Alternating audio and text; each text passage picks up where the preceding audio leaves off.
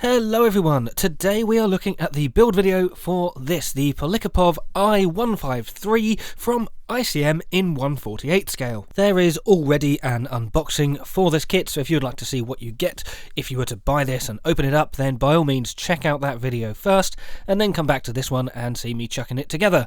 Alternatively, just hang tight and I will show you how I built this thing in front of you. And if you're new here, don't forget to like and subscribe and maybe hit the notification bell to be notified of when a new video is live.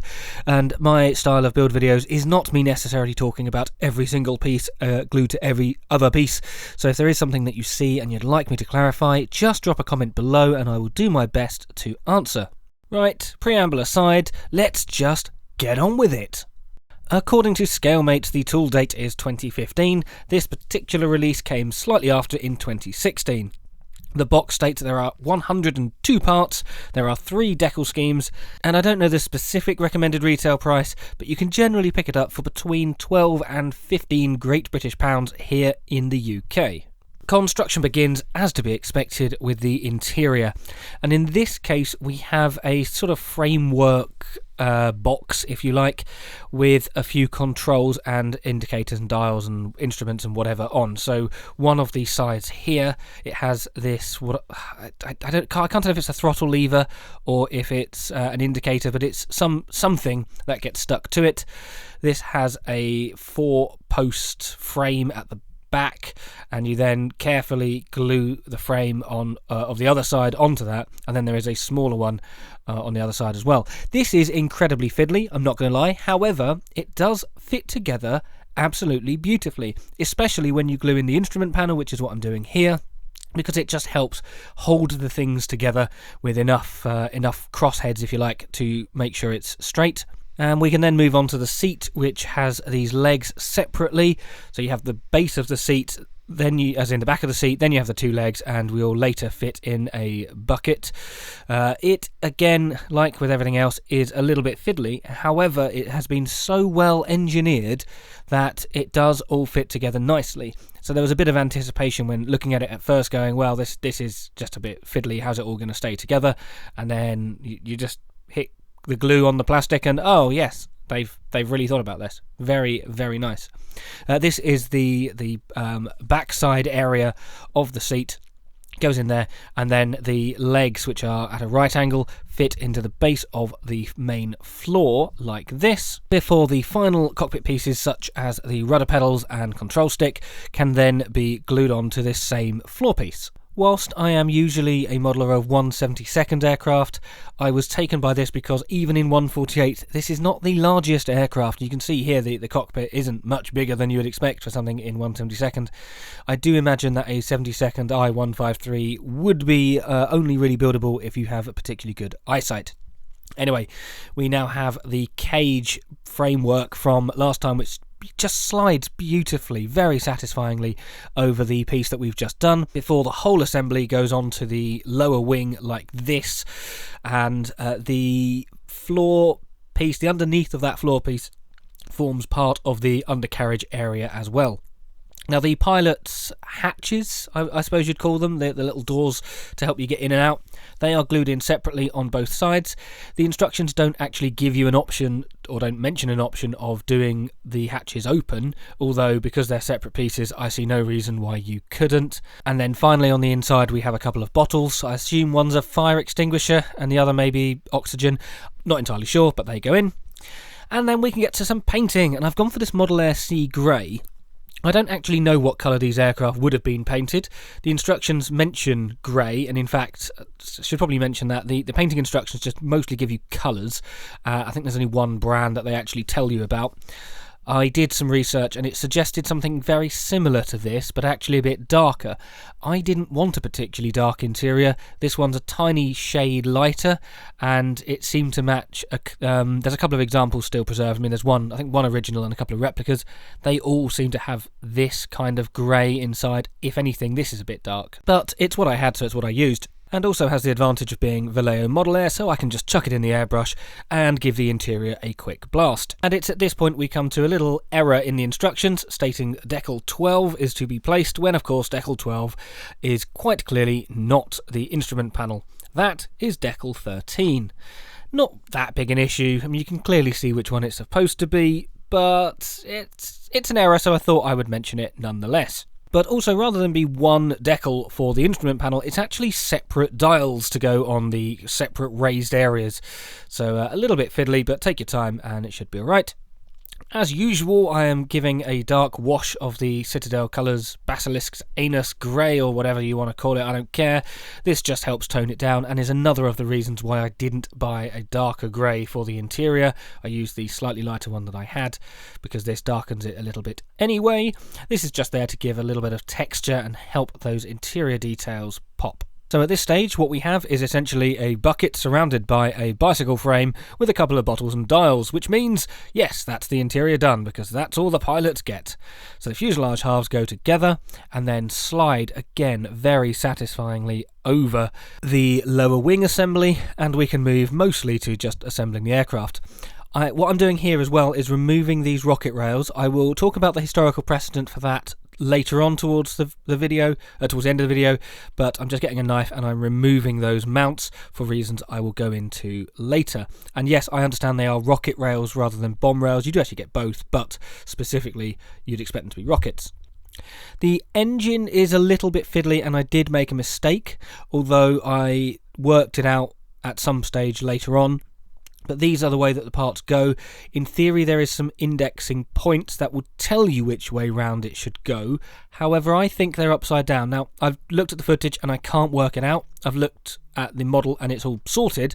So just be careful with this and make sure you glue things in the correct way. Of course, it is entirely likely that it was just me misreading things or misunderstanding things. So I'm not going to hold the kit against it, but I can't verify if it was an instruction error or more likely a me error. Still, with that done, we are going to look at some painting. So I've got this Hataka Insignia White. This is a blue line, which means it's designed for brush, but if you can thin it down with some Hataka thinner or water, you get a reasonably easy to spray colour.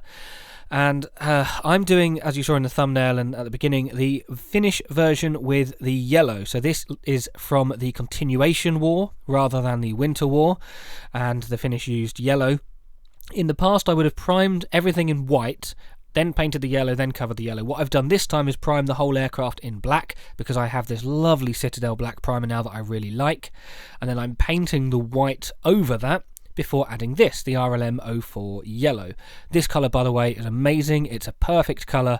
Well, I say perfect. It looks like a perfect colour for pretty much anything Second World War from any country, because they all use a very, very similar sort of orangey yellow. It's not bright yellow, it's a little bit dull. Anyway, this is model air, so it can just be chucked straight in the airbrush. It is yellow, which means it is a little bit of a pain in the backside. It's not quite as thick as you'd like, hence the white base, but I think it's gone all right. For the main aircraft colours though, I have these 3rd gen AK acrylics. These are also mixed for brush painting rather than airbrush, so with a little bit of water you can thin these down. And the first of the colours is RLM 65, which, yes, that is German light blue, or hellblau. There is a history behind it, and as it helps address something of an elephant in the room with anything Finnish, I will quickly mention it. Yes, during the period of the Second World War, the Finnish did receive assistance from Nazi Germany. They were not allies, strictly speaking. They received equipment, they received paint.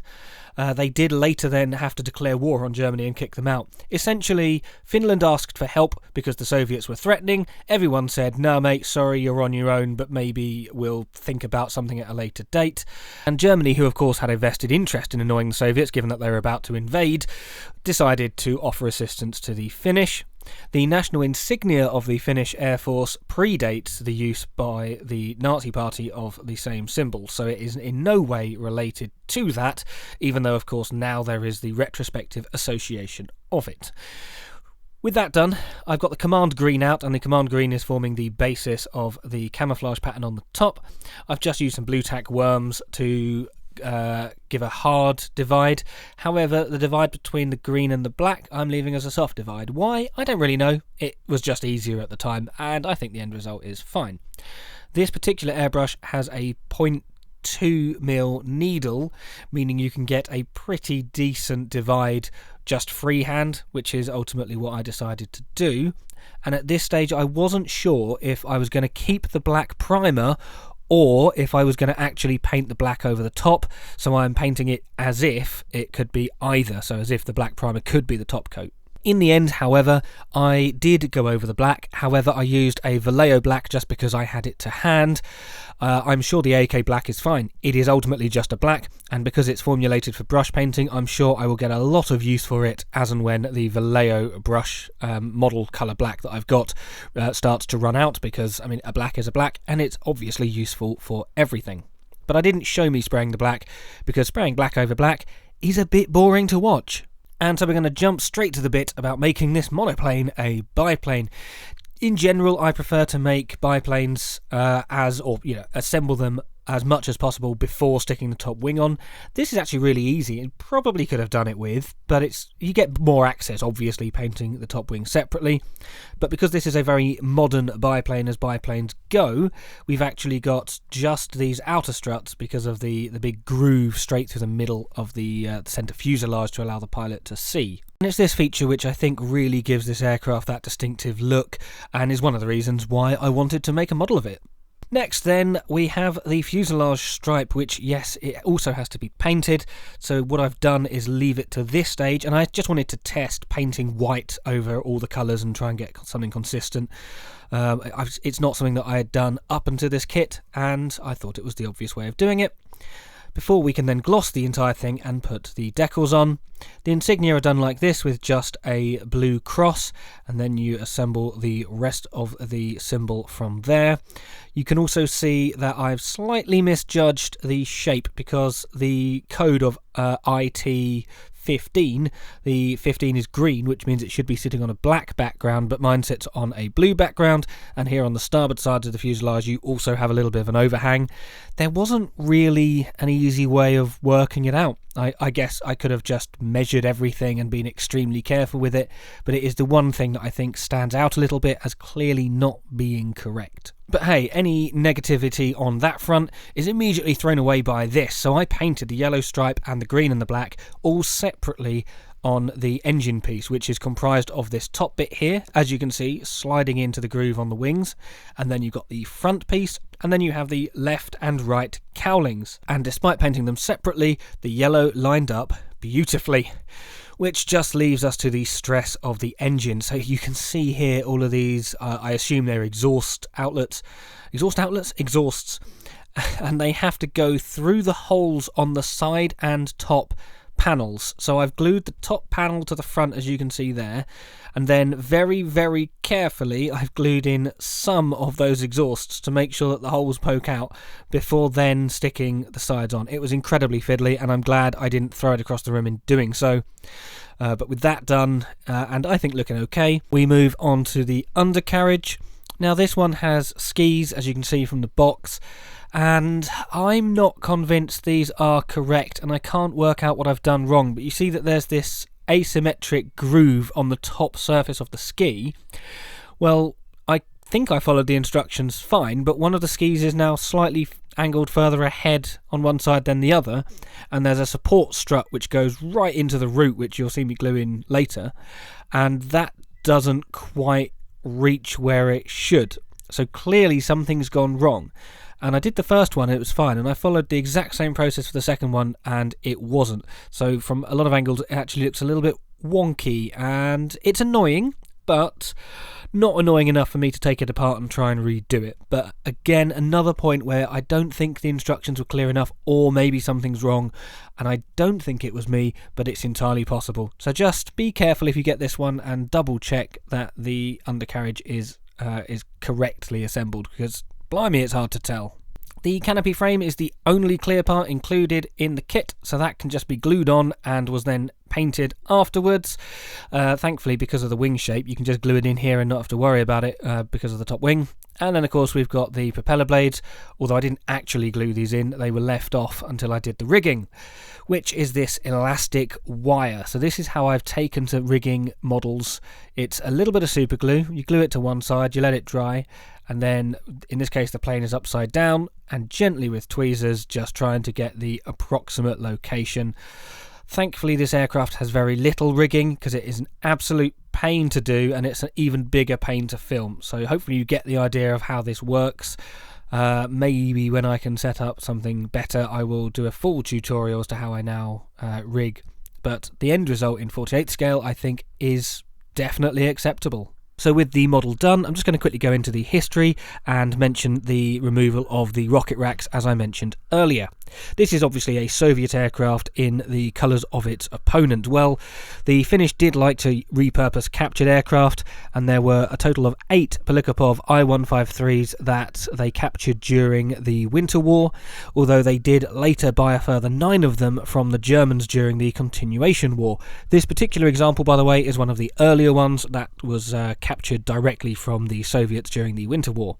Whilst there are a few references to bombs being used on aircraft like this, I can't find any picture evidence to say that the Finns attached rockets to the underside.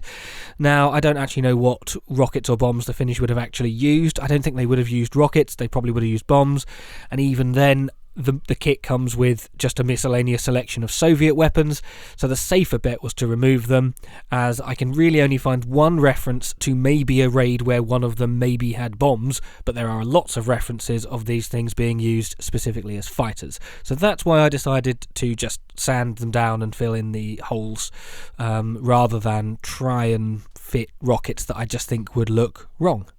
Personally, I would have liked it if ICM actually told you some of that information rather than me having to look it up, but I'm not opposed to looking up models. In fact, I tend to look up the prototypes anyway, and so I'm not going to mark the kit down for that. It's just something that I thought I'd mention. Going on to the kit then, honestly this is absolutely beautiful. I was starting this just expecting to have it in between other projects, and it just became my life for a weekend. I absolutely loved it. Almost every second of it, up to the exhausts on the engines and the rigging, was just thoroughly enjoyable. I think it looks the part, it's easy to build, the cost to size ratio is good. It is excellent. I thoroughly recommend anyone interested in a Polikarpov I-153 buy this. And of course you don't have to do it in Finnish colours, although I do have a bit of an obsession with Finnish aircraft, so obviously I would. And even though I faced a few issues with trying to work out what the instructions actually meant with regards to the engine and the undercarriage, I do actually just want to make another one of these, and then I can find out if I was wrong or if the instructions are genuinely unclear. So yeah, this gets top marks from me. I think the AK paints were really good as well, and the colour is quite nice. This is probably the best looking Finnish aircraft I've done, partly because, you know, I've just become better. I've progressed. It's part of the journey of being a scale modeller, and partly because I really do like the colour of the tone of this command green. I think it just looks the part. So all that's left me to do is ask you, what do you think? Do you like the look of it? Is this an aircraft that interests you? Have you built this kit? Did you have the same issues with the engine? Just let me know. I like engaging in the comments below, and don't forget to like, subscribe, and hit the notification bell if you're that way inclined. And you can even become a channel member like the people appearing on screen who support the channel with a monthly amount, and in return they will often find out what's on my desk long before the rest of the world, because I will share photos of what is happening, and I try and do so at least every week, although, you know, sometimes it's a very busy week and other times it's a bit quiet. But if you're interested in joining them, you can find out how in the description below, or just visit my YouTube channel and hit the buttons there. But if you can't or don't want to, that's also fine. I just hope to see you again in another video.